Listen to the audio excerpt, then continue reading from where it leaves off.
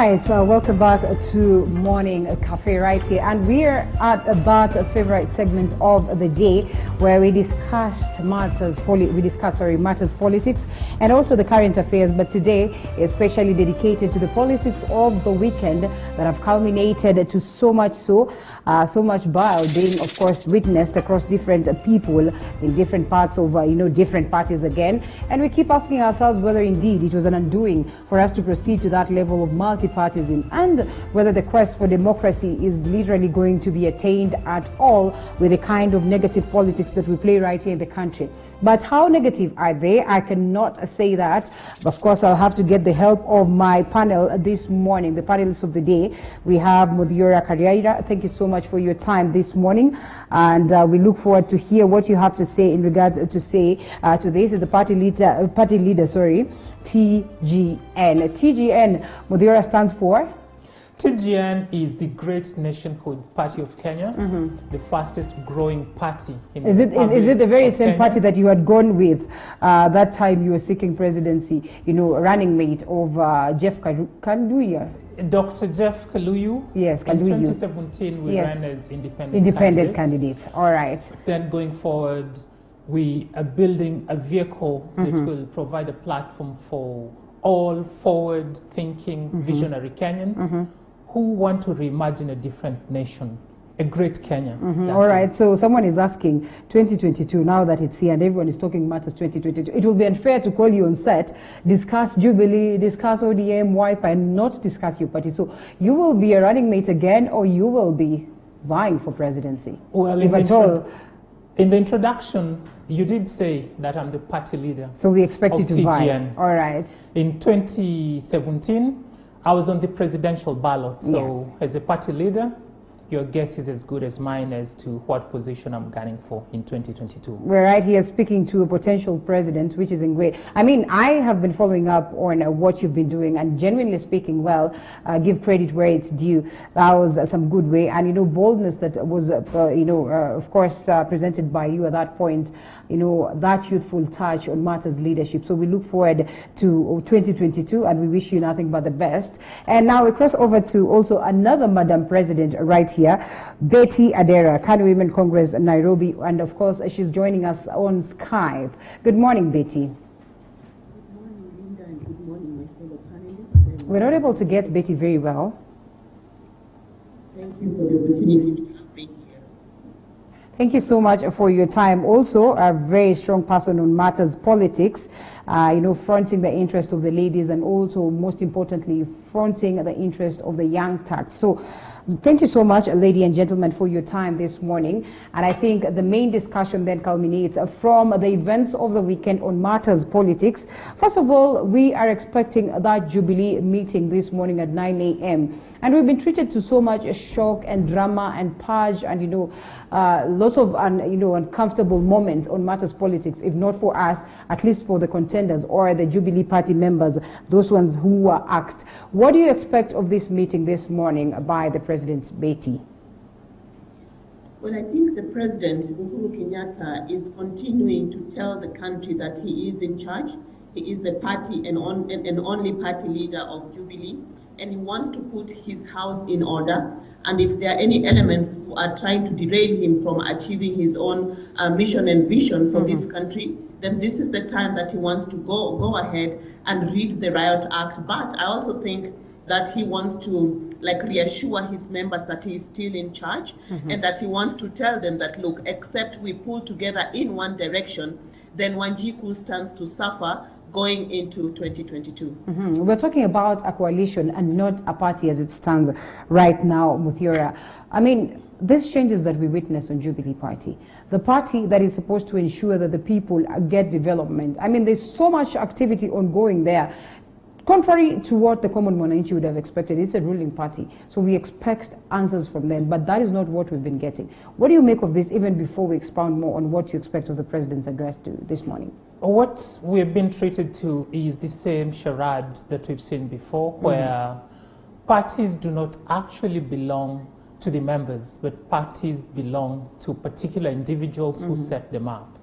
So for this case, Jubilee, as we've all known, belongs to President Uhuru Kenyatta. That's why when he wants to get into a coalition with anyone, he doesn't have to call the NDC or those other top decision-making bodies of the party. They just engage directly with whoever they want and they go on. If they feel that you're making their tenure uncomfortable, they eject you. And I do not expect much from the PG that's going to happen today. It's long overdue. Why I say that is because I remember the last one that was held, and it was a one-way kind of an engagement where instructions were being backed at those who attended the PG. So even today, I do not expect that there's going to be any meaningful engagement.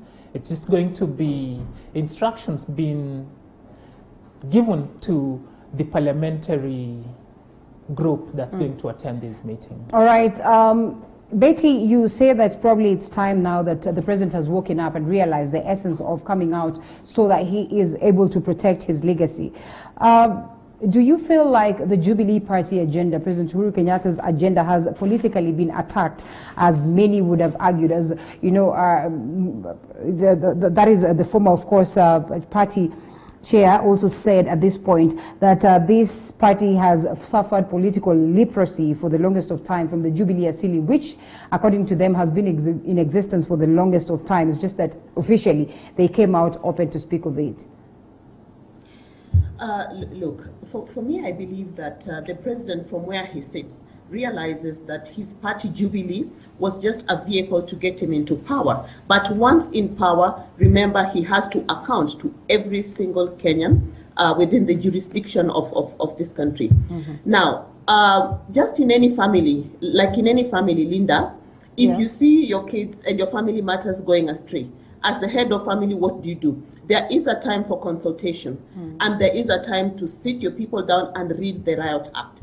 Every family, every setup, every political party has its own rules, is governed by a constitution that I believe allows, in this case, for the president to even bring in other actors to help him achieve, his legacy. Remember, this is a head of state who is in his second and probably last term, as president of Kenya under the current constitution.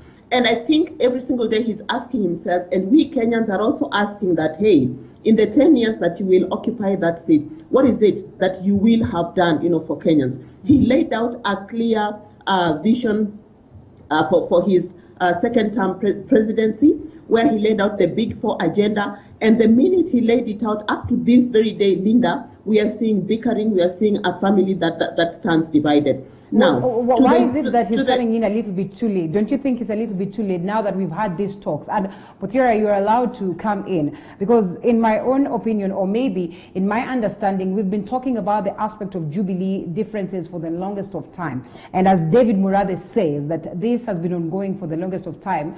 I mean, why is it that the president is cracking this at this late stage? I mean, he barely has 2 years in Linda, office. just to interject, I think the president has realized that he's run out of time and he's looking for a scapegoat. The truth is, long since Jubilee got into office, that's in 2013, there are very few motions that have flopped on the floor of the House. That's in both the Senate and the National Assembly.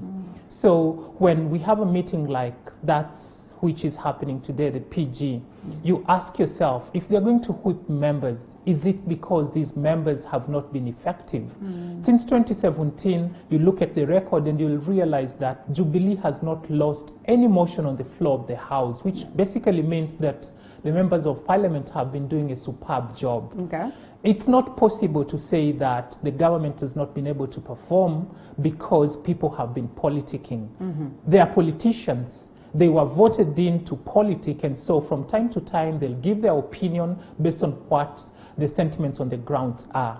So in a way, I think there's a bigger game in all that which is happening, and leans towards succession. It's not about service delivery. I wish it was. But then we cannot say that this government could have done better if the configuration in parliament was different.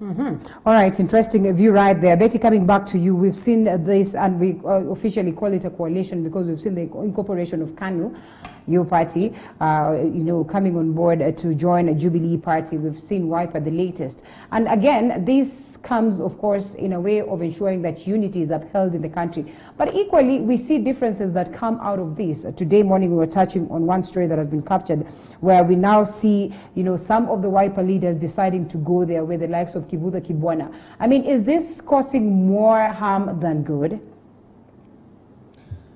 I think we are in interesting times. First of all, we are living in the COVID-19 pandemic.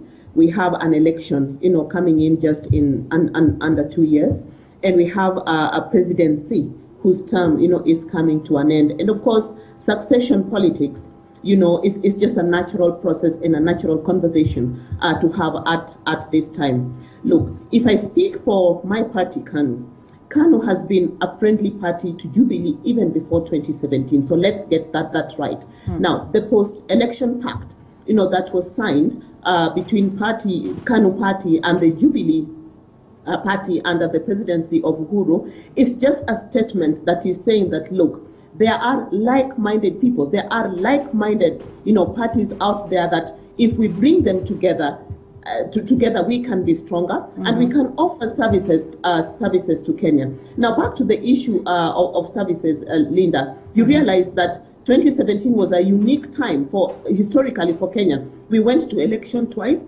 and it was a very hotly contested one. And after that, nothing really was moving. Even if the parliamentarians were in place, nothing really was moving because the political temperature was too hot for anything to move. Until the handshake happened, and there was this sigh of relief that once contesting people can sit around the table and talk. And I think that's the conversation that we have been having, going forward. So if you look at even the manifesto of Jubilee itself, what does it say? It says that they would be open. They would be open to seeking relationships and conversations with other like-minded people and parties if that is what is going to help them, achieve their goal. And I think the president, in his wisdom, is very, very much on course with that. And I think having Gideon Moi there amongst, other party leaders, I think is a plus. Now, political parties also need to be shaken up, to also wake up to the realization that, hey, this is not 1920, this is 2020, and we are moving into a completely new decade where we have to open up spaces for new voices, for new faces. We have to open up political spaces for the youth. We have to open up political spaces for women, young and mature, to also come into these political parties and actually occupy their spaces. Betty, before we bring in Muthiora, we are all alive to these sayings, Swahili saying that goes, mgeni kuja au mgeni njoo mwenyeji apone. But in this case, it's not been so for wenyeji wengi within the Jubilee party. I mean, right from the time of the handshake, we've heard the Tanga Pact saying that, Baba brought troubles within the Jubilee party. And this is extending even more when we see these people that you term as like-minded coming on board. In as much as they would be expected to bring sanity and goodness, they are bringing changes that are getting the rest of the other party members uncomfortable. Is it healthy in a way? Personally, I think it is, because except this house stands, united, it's gonna fall. And if the leader of this house is realizing that not everyone has his loyalty 100% to his vision and to his leadership, what option does he have? Right. It is never too late, Linda, in any sphere of life to do the right thing and to bring in the right people, to help you move yourself and your vision from one point to another. If Jubilee in itself was intact as it were, if, say, the deputy president just, became patient and stuck, his guns to support his boss, I don't think we would be in this scenario. But getting into, the second term of presidency, there was this now, kumi yako, kumi yangu, and that kumi thing just started almost immediately. And of course, derailing, governance, derailing service provision, because then as common mwananchi, we are being treated to an extended space of like a campaign mode all the time, and we were just coming in, from a campaign. So I believe personally that the president is really on the right path to at least recoup whatever he can for the next 2 years. And if he gets it all right, 2 years is enough time to actually put things in order and lead us into the next leadership in whatever form, shape, and type that it will come. All right, before we delve deep into the Tanga factor, Muthura, coming into the changes that we witness right now on the purge against people who are considered again to go against the views of President Uhuru Kenyatta within the Jubilee Party, do you think that this was strategic, first of all, to create space for the newbies, of course, the people who are joining in Jubilee Party to work together with them? Of course, remember at some point in time we had Wiper leaders claiming that in the event that our leader is going to merge and work with Jubilee or work with the president, we'll certainly want to have the good share of what is being enjoyed in there. We've seen what Kanu has been able to garner as it stands right now. So it was strategic, and is it to, when we make it at the expense of the people who are also within, what does it speak politically? Well, when you want to kill a dog, you start by giving it a bad name, and that's what the top echelons of the Jubilee Party have been doing to the members they perceive to not be in support of the president, which from time to time they have said they are. Kenya is a multi-party democracy, and we have freedom of speech, freedom of association. So if someone says something that you do not like, but they have not gone contrary to the constitution that helps you to associate with them, you should let them be.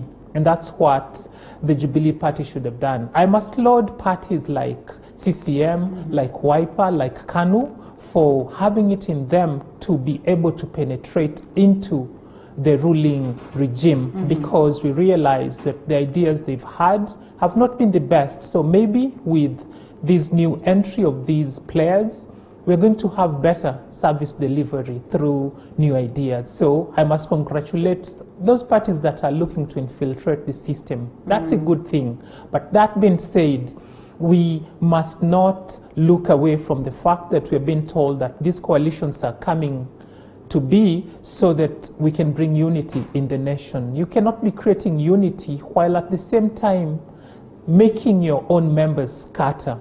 You should first start by consolidating your house and then let all the members embrace those who look to join you. All right.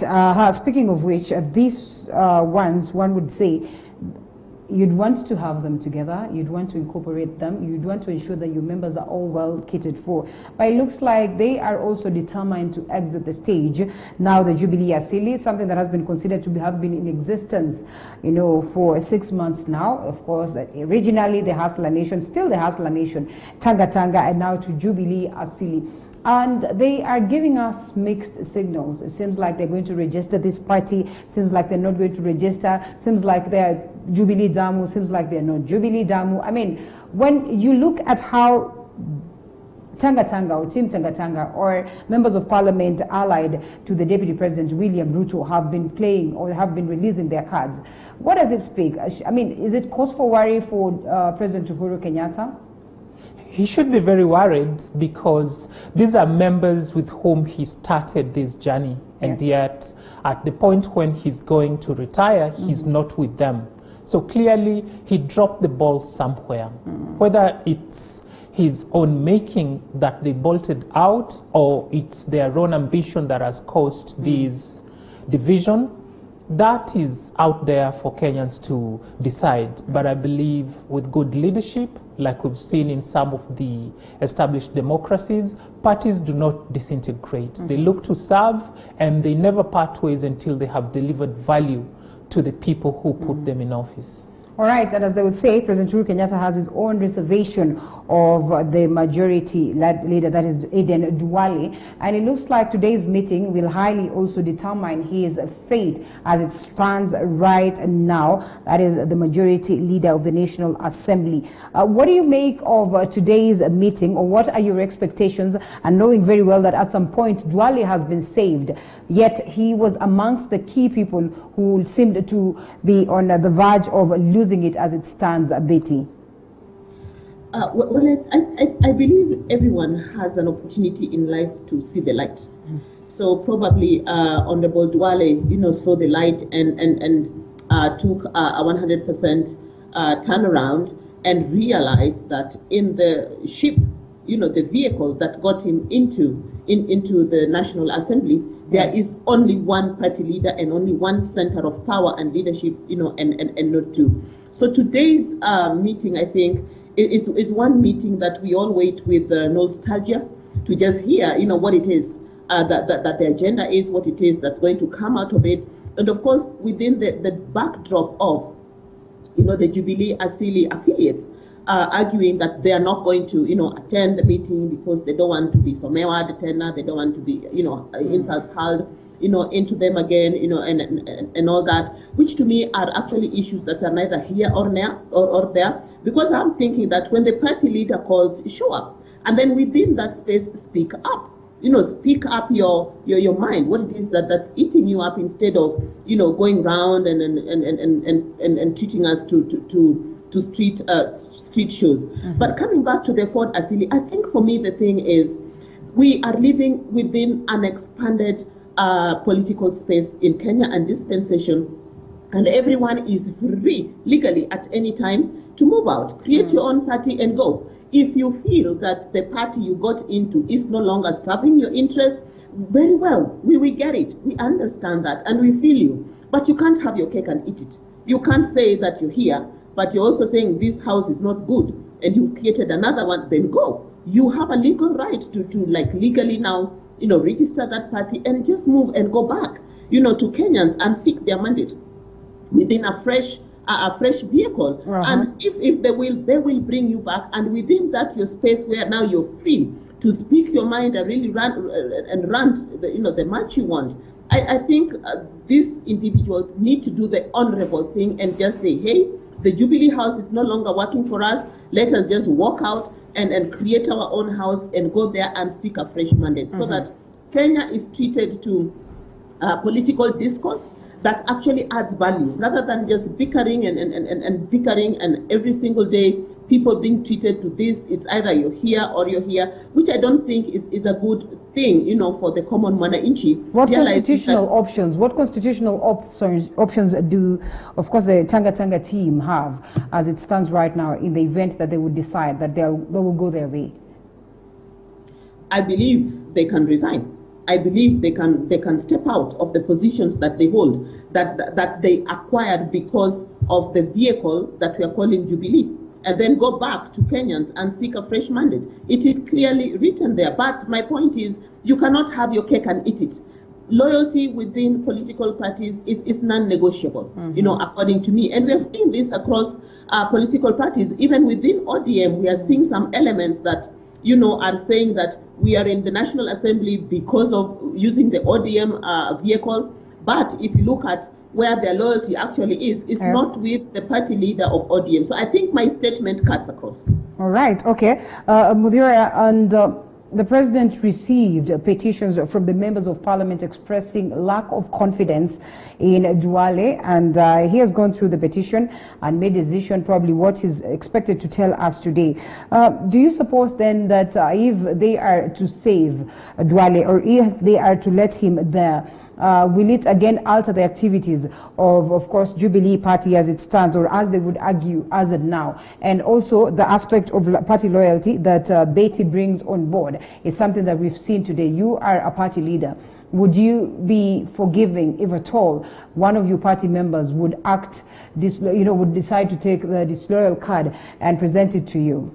The question is, what wrong has Duale done? That's what every Kenyan should be asking themselves at this point. The only time I remember Duale failing was when he was trying to get the 2/3 gender rule motion passed through. And he did his best, but it never went through, simply because the party did not wish to support it. Let's say the government from the very top, because implementing the 2/3 gender rule to its fullest would only require resources that have been spent Just 5 kilometers of the SGR would be enough to do that. So that's the last time I remember Duale failing. And yet he did his best. Otherwise, when we look at his track record, he has delivered for Jubilee to the latter.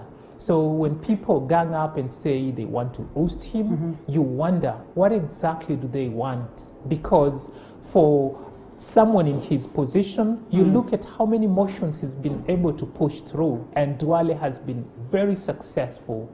Like I said, and I will repeat again, Kenya is a multi-party democracy, and we should be able to accommodate dissenting voices. We do not have a monopoly of knowledge or ideas. So when someone expresses themselves the way that they see things, you should not penalize them, because they were put in office by Kenyans, and these Kenyans have a right to be heard through their representatives. All right, as Duale struggles to save himself, talk from within says that, of course, Kipipiri, Member of Parliament Amos Kimunya is set or is being considered as a replacement for him. I don't know whether it's going to be the best of a replacement. This morning we had an argument with Philip, and according to him, there's probably nobody who would be able to match up to what Duale has done. We can only wait to see what will happen in regards to that. We take a break and we'll be coming with much more in regards to the same as we expound more on other issues on matters politics right here after this.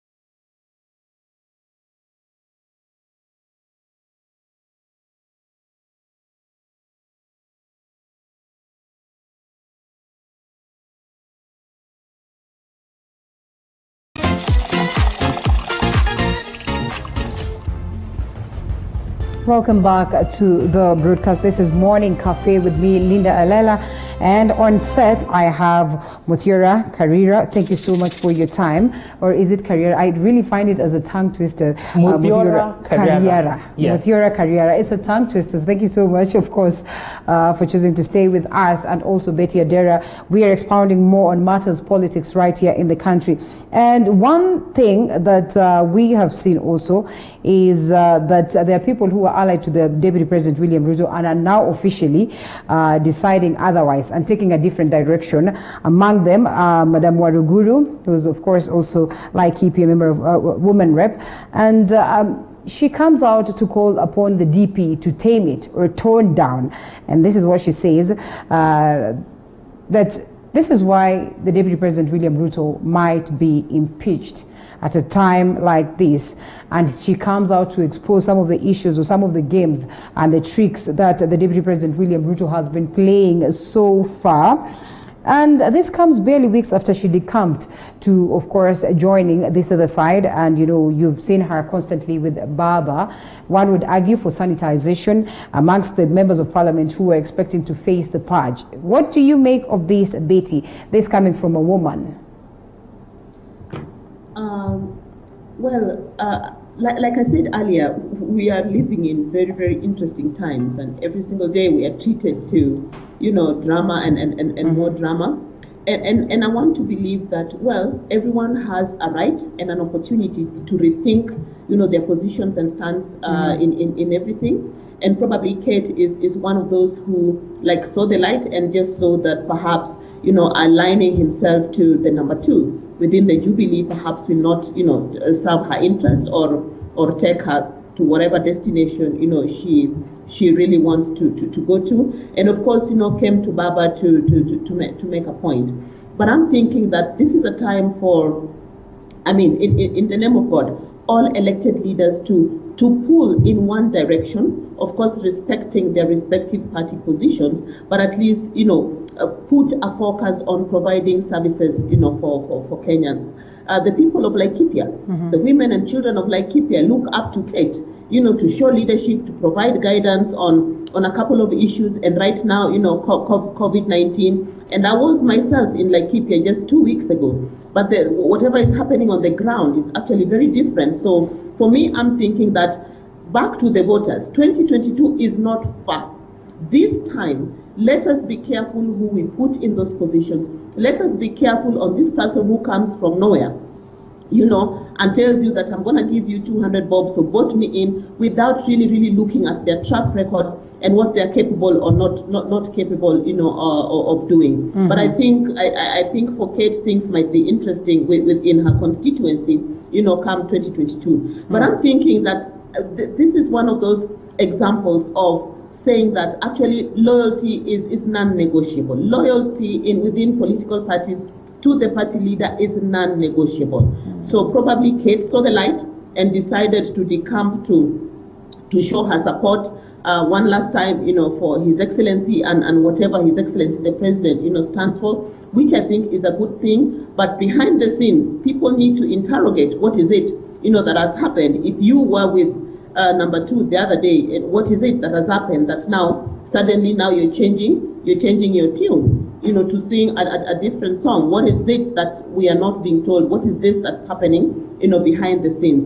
And for me, if it has got no Wanjiku's interest in it, then I don't think it is of any interest to Kenyans. All right. One of the rare occurrences where a student decides to be the tutor to their teacher, Muthiura, and Madam Waruguru now tells the DP, with your Asili shenanigans, you have just asked for impeachment and you'll be served the impeachment hot. I mean, what do you make of that? I remember Waruguru was one of those members of parliament who held a presser calling on those on the other side to bring it on. Yes, I wonder when she had her moment, you know, that moment on the road to Damascus. Yeah. I wonder when this happened. This is the kind of political conmanship that Kenyans should all be wary of. That today you can say whatever it is that you wish just because it pays the bills. And then tomorrow say something totally opposite because that's what brings the bread to the table. It's really unfortunate. I hope that her constituents will call her out for it when it comes to 2022. These are mistakes that should be punished. They should not be let to be. That said, well, people make mistakes. Yeah. Laikipia constituents most probably made a mistake when they voted her in. Let them interrogate the work she has done on the ground, but then she can't be the first person to tell us that the deputy president should be impeached. No, that that's a little above her pay grade, given the shenanigans she has treated us to.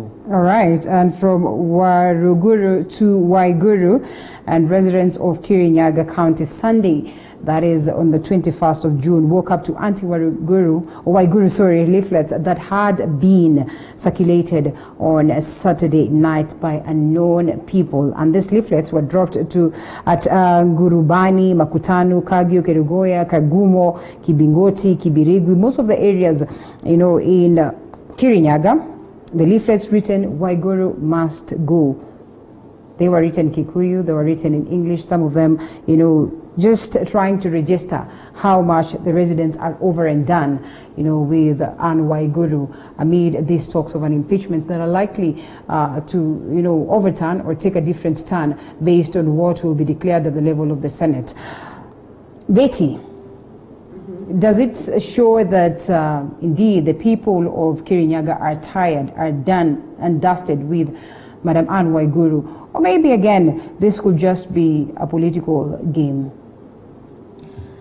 Again, we are in interesting political times, and anything is really possible. Mm-hmm. The ghosts, that are chasing Governor Anne, have not started chasing her now. She's had them for a while. And for the people of Kirinyaga, I think when they were casting their votes, in the ballot box, choosing her over so many other great women. If you're looking for women leaders who are great, Kirinyaga is one place.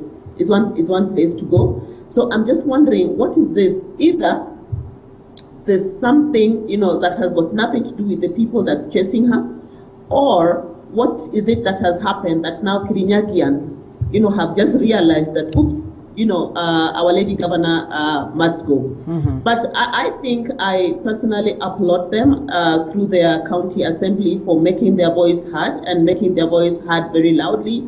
And I think they took the constitutionally legal process to do what they needed to do within the county assembly. And now the matter is in the hands of Senate. So it's just a matter of us waiting to see how this plays out and what the Senate would say. Mm-hmm. Now, for me, what's important is going forward.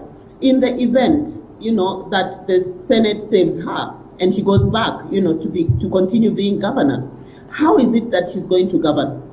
How will she work with this, huge number of MCAs who have, spitted her out? Now, in the event that the Senate does not, stand with her and lets her go, we have a deputy governor then who constitutionally would take over. But to what extent and how fast will that process be turned around so that there is no lapse or no gap in service delivery for the Wanjiku of Kirinyaga? All right, and one would want to question this. Investigations are still ongoing in regards to who dropped these leaflets. But as it is, we also live in a world where there's so much propaganda, so much political witch hunt. But when you look at the events that have culminated in Kirinyaga County right from that day, that Tuesday, when the governor was impeached, moving forward. Of course, previously, we had the court case ongoing, and then officially the judges declaring that the MCAs did not do a wrong thing by proceeding with this impeachment talk. I mean, what do you make of the entire event, even as we await what Senate will declare? We saw what played out the other day, and a majority of them standing in favor, or purported in favor of course, ensuring that she is taken through a session by an 11-member committee and is opposed to the entire Senate, House. I would say what's happening in Kirinyaga is very interesting, and we should all be disturbed by the unraveling of events. Yeah. I'll take you back to a time when the president visited that county, and he spoke in vernacular, and in a way pointed fingers at what would eventually befall Madam Waiguru. He said that if you've stolen, you are stealing for yourself. You are not stealing to bring to the Kirinyaga people. That's what was said then. And you look at the case that Waiguru is facing today, gross misconduct, abuse of office, corruption. It's tied to whatever the president had said then. But then here is something we should take note of, and that is in 2017, when people went to the polls in Kirinyaga, they were not voting for Anne Waiguru. They were voting for Jubilee, the party of the president. So okay. Waiguru's woes do not start with the people. There is a hand behind this whole thing, and this is properly illustrated when you look at the events that preceded the impeachment motion. If the MCAs are coming to the table with clean hands, why would they not go home, sleep over it, and then just walk to Parliament and vote for the impeachment motion? Why did they have to be locked up? Who was this that was so influential that they had to lock them up? And then let's come to the leaflets. It takes a measure of resources to be able to print and distribute as many leaflets as were found in Kirinyaga. Who is funding this? You look at the message, it's uniform, meaning it came from a particular source, just one source. So obviously there is someone who is behind all these machinations, and we should look beyond the petty politics. This is about succession, and succession in the name that Waiguru has fronted herself as a capable leader to take over from Uhuru Muigai Kenyatta as a kingpin in the Mount Kenya region. And there are people who are not happy with that. Her impeachment, of course, is before the quasi-judicial process in the Senate. I hope that justice is done. If indeed she's found to be culpable, let her face the law. But until that determination is made, let us not get played with the games that we are seeing in Kirinyaga. All right, we leave it at that as we await what the verdict will be. It's not so long before we get that. And to an interesting story here. The upheavals in Ford Kenya and ANC parties have everything to do with sharing of money. This is not strange, as they would say, lack of money is the root of all evils. And ANC and Ford Kenya wipe at some point all the member parties within the NASA coalition, as opposed to different from ODM, have been claiming that ODM or the big brother has gone sour on them, has not been very genuine with them, especially when it comes to, estimated over 4.5 billion. That is what was supposed to be shared amongst them. And ODM for the longest of time claiming that, there was no agreement in regards to how monies will be shared amongst themselves within the NASA coalition. Betty, really, first of all, we all would say that NASA is gone, done and dusted. Why are we still talking about these issues to do with money? And what does it speak of this coalition that are normally formed? Well, I think the art, and act of forming coalitions is very well in line with the Constitution, and pretty much up to the people concerned, saying that if we, come together as a bloc, then we can deliver, the votes as a bloc and secure political power. And I'm thinking we can learn lessons from COD, we can learn lessons from just recently NASA, that was created, for the last general election. Now, NASA did not win the presidency. They did not form the government, as it were. It was taken by Jubilee. So the question, that begs is, to what, does all these political parties owe each other now that anyway they never even made it? And money is a dicey issue. Money is an emotive issue. According to me, it's neither here nor there. You can't really place your hands on really what it is. But I'm thinking that let us look deeply into the parties that formed NASA. We are looking at WIPA. WIPA has already said that, look, NASA is not serving, my interests at all. Let me now move and get into a post-election pact, with the ruling party Jubilee, and see, to what extent they can stay relevant and they can, be part of service delivery, getting into 2022 and probably beyond. Now, ANC and Ford Kenya, are stuck, in this whole illusion, that NASA still exists. And they're hanging on to ropes, according to me, that are not really there.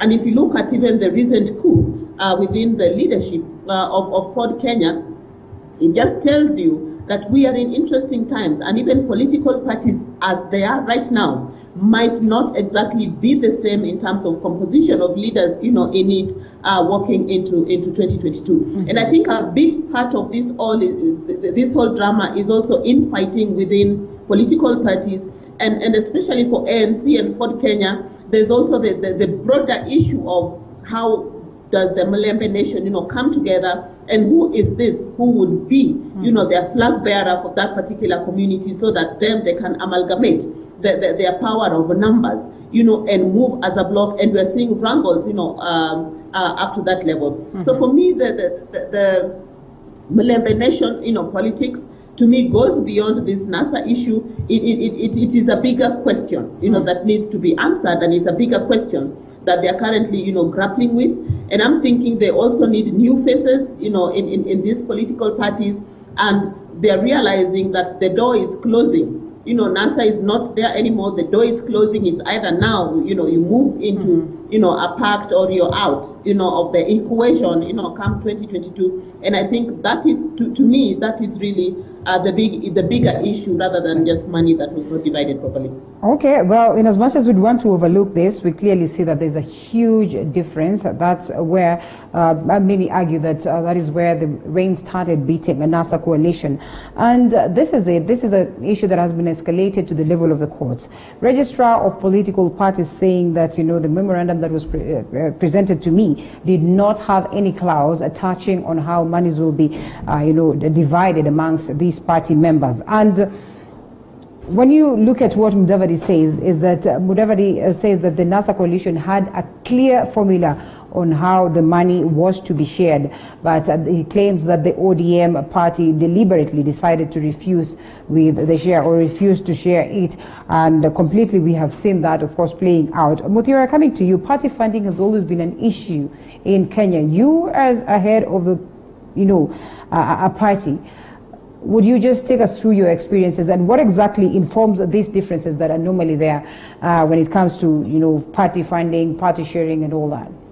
Party funding is a very big impediment for the development of our democracy in Kenya.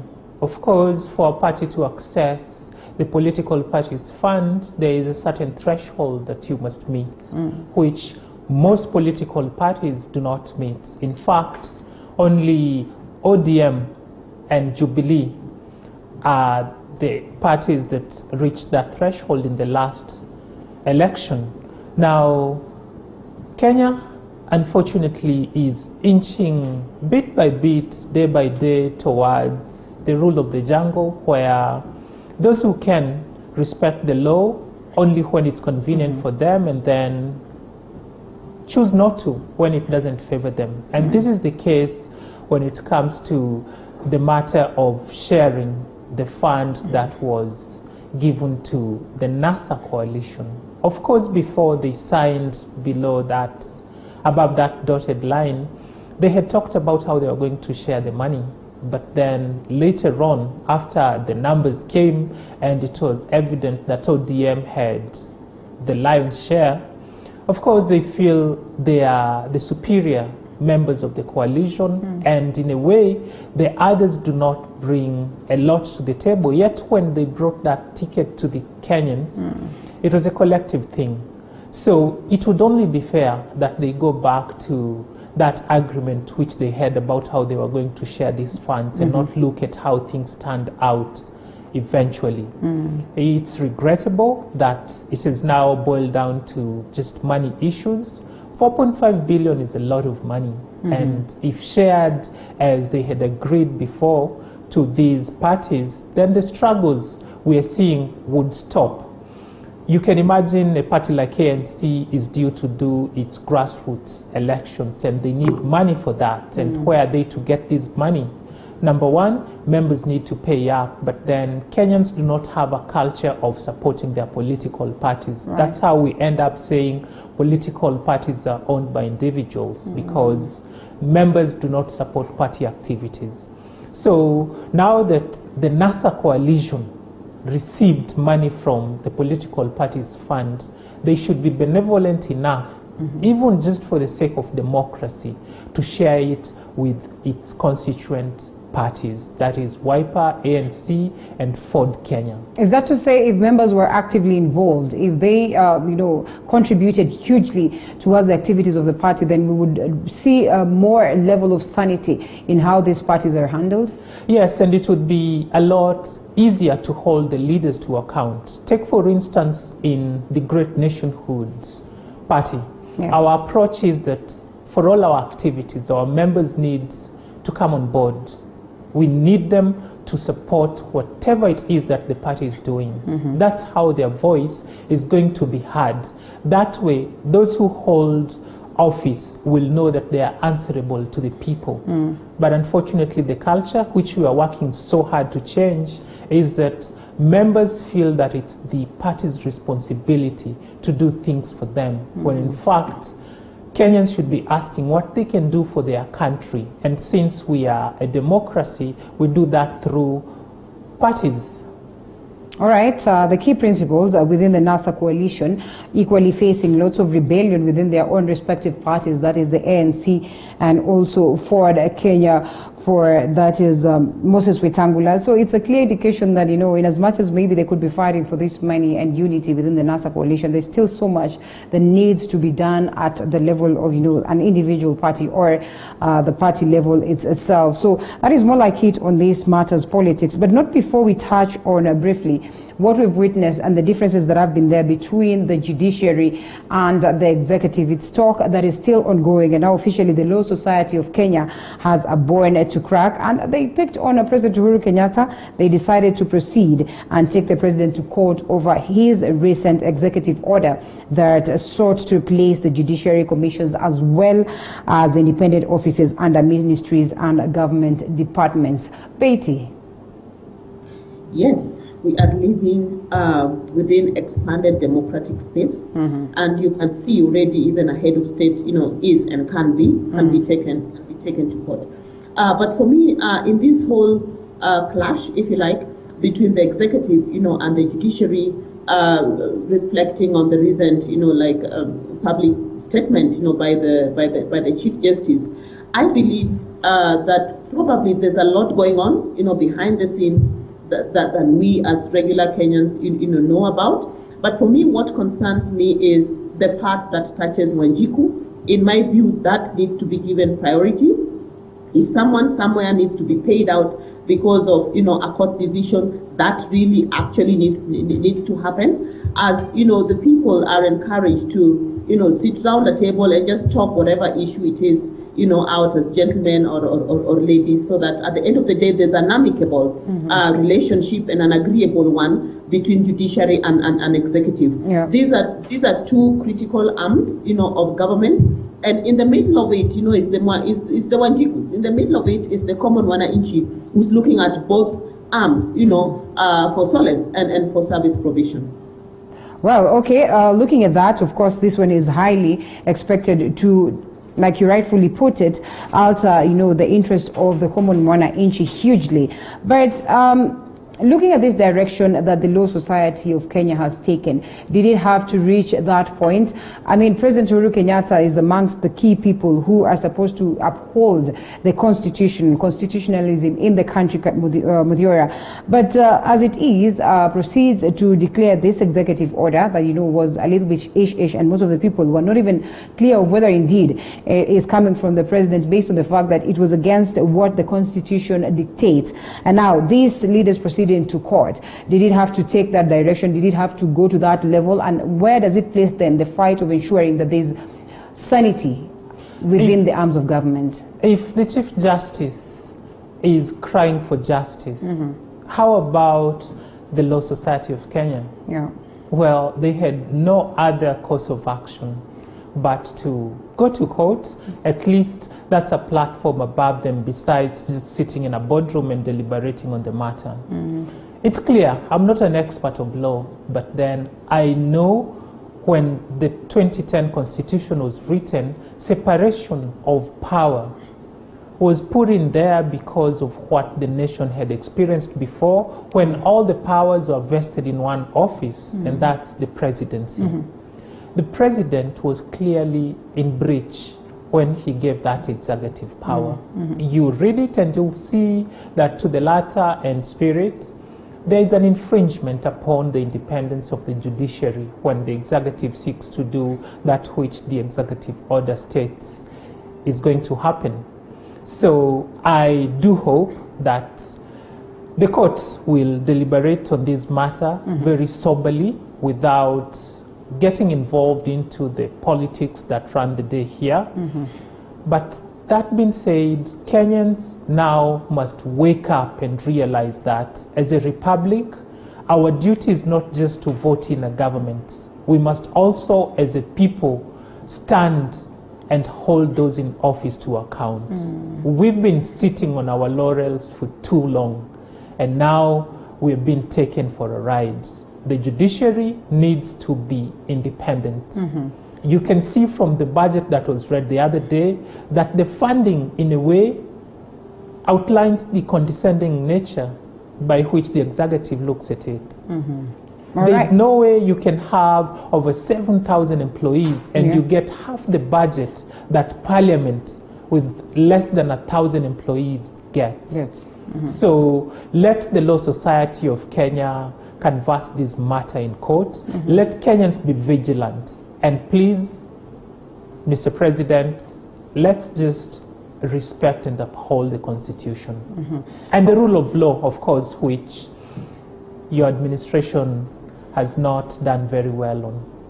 All right, Mr. President, you certainly have heard that. And talking of the Constitution and upholding this, it declares that the three arms of government should complement each other in what they are doing, well, in as much as they are considered to be independent. I mean, just how possible is it for these arms of government to function independently without scratching on each other, knowing very well that some of the issues that they deliberate on are directly, involved or directly, of course, in connection, Betty?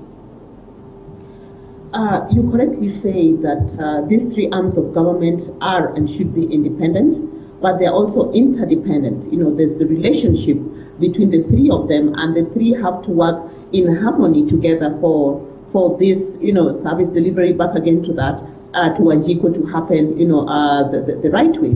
And I believe, as my fellow panelist is saying, that the Constitution, following lessons learned previously for many years, came out clearly and clearly articulated, the roles and the burden, of each arm of government. But of course, bearing the fact that ultimately the presidency, has the last word. So I'm thinking that for me, it's time to go back to the drawing board, the persons concerned within these three arms, to go back to the drawing board and just say, hey, how can we work better in a complementary manner rather than working in silos, and also rather than working in such a way that decisions that are made, in one arm do not reflect, the thoughts and processes and interests, of the others, because it is the collective functioning of these three arms of government that makes us say that,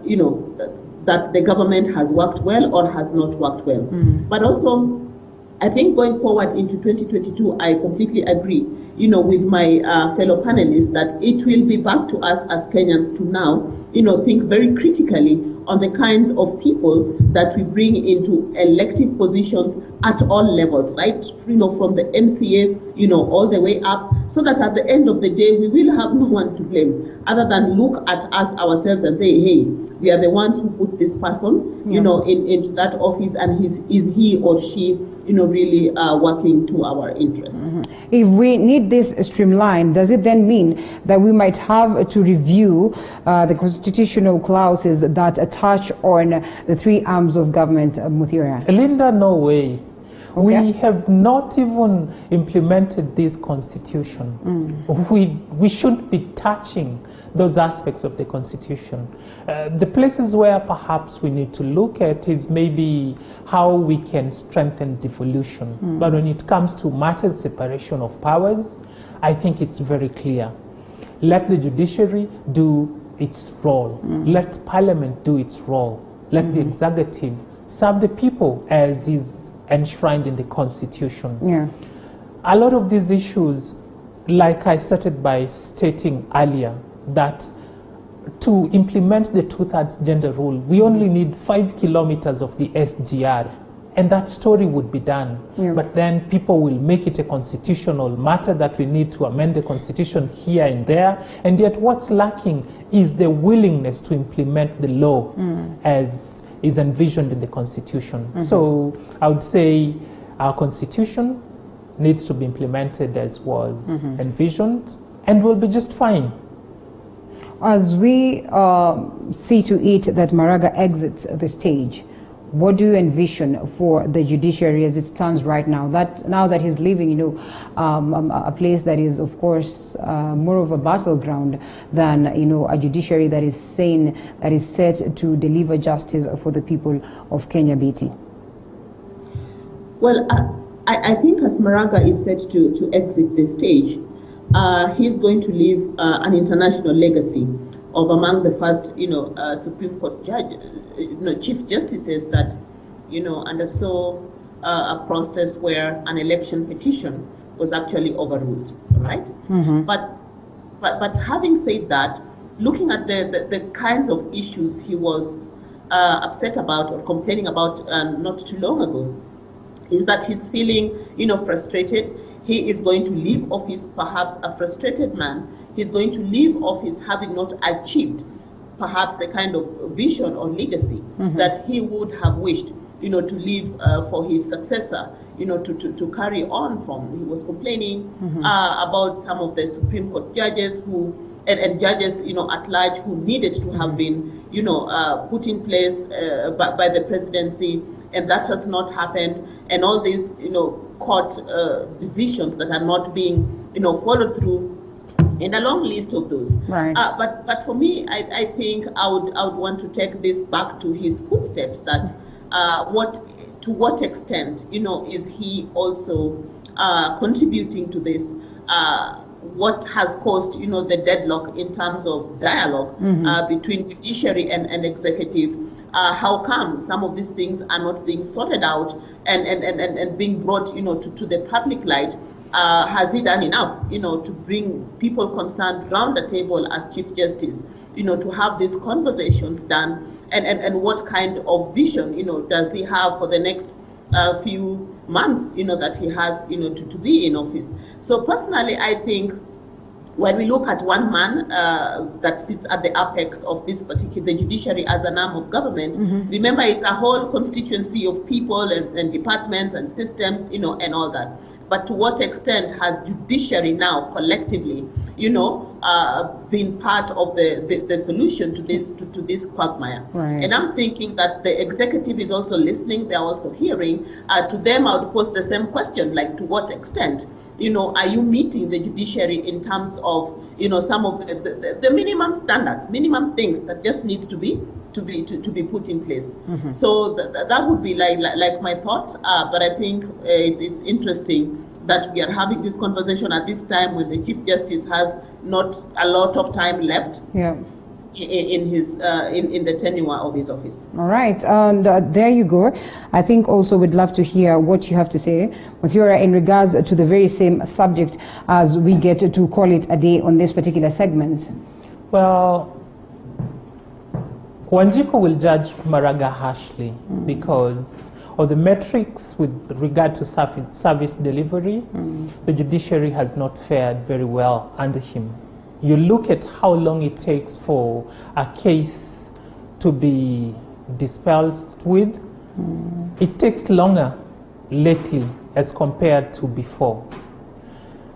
That in itself says that Maraga has not done very well. There's this report, let me just take you through it. It says that courts give 300 rulings in month, way past Maraga deadline.